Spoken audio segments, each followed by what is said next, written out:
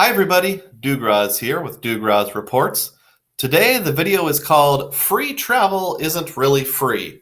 Let me expound on that just a little bit here. So my family recently took a vacation to Arizona and we had some expenses that we incurred. Now this was the first trip we've ever taken where the travel category things were entirely on points and miles. So what I mean by that is the airline cost, the motel expense, and the rental car.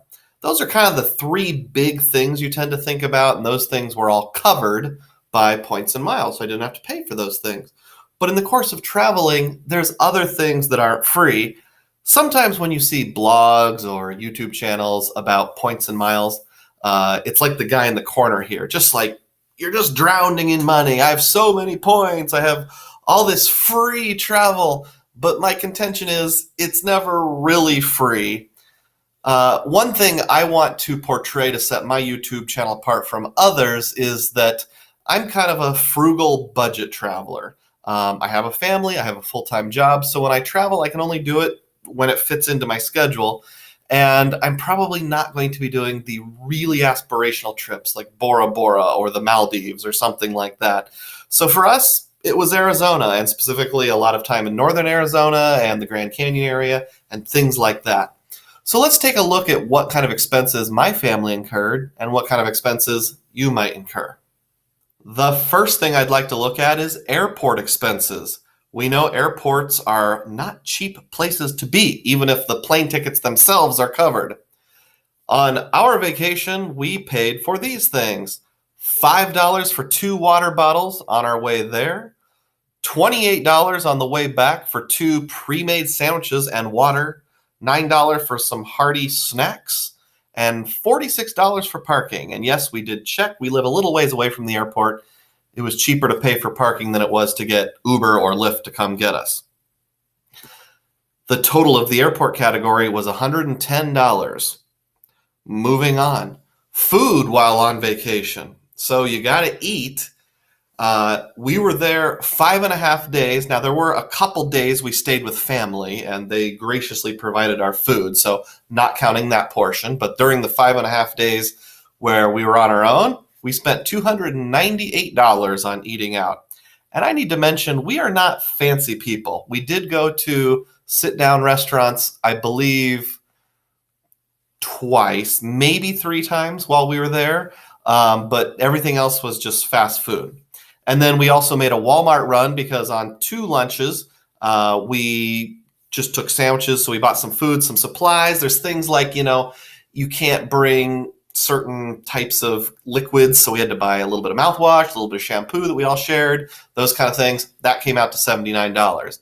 So I'll just lump that in with food, even though it's some toiletries and those kind of things. That came out to $377. And if you're wondering about the picture in the corner, it was the first time we ever ate at a Jack in the Box. So that was a new experience.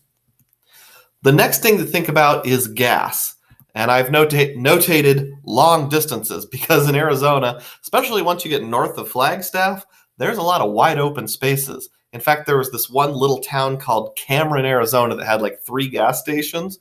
And I felt like every time we drove through there, we had to get gas because the next gas station is literally an hour away. But with that in mind, covering those long distances, we spent a total of $124 on vacation, just on gasoline. In terms of activities, we did some things while we were there.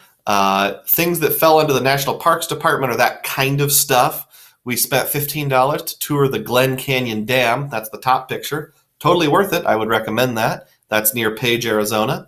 We went to the Grand Canyon and spent $11 on souvenirs. Now, we were fortunate. We didn't have to pay admission to the Grand Canyon because one of my sons has type 1 juvenile diabetes. So he has a special pass for children with disabilities that gets him and the car he's riding in free admission. So we didn't have to pay admission, but we bought a couple souvenirs. We went to Horseshoe Bend, which is another place run by the Parks Department, $10. Antelope Canyon is the picture on the bottom right, and that's sort of the Windows 10 screensaver type thing picture. But that's an awesome place. You should go there if you ever have the chance. Again, that's near Page, Arizona. That was $166. That was the most expensive activity. We also went bowling one night. and the total expenses of our activities was $234.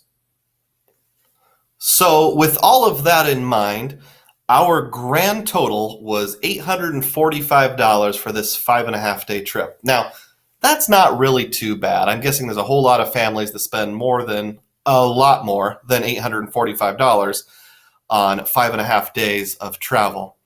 But again, that was not including the rental car, the airline tickets, and the lodging, because all of those were paid for with points and miles, or in some cases, cashback savings, or a combination of cashback and points. But I put these pictures up here just to emphasize that even though it's not free travel, it's still severely discounted travel. We got to do a lot of cool stuff for not a ton of money. And honestly, even though it costs a certain dollar amount, it's priceless. The memories were really worthwhile. So I would love to get your opinion. Do you think we did well spending only $845 for what I consider to be a pretty great vacation, 5.5 days of travel? Do you have any suggestions?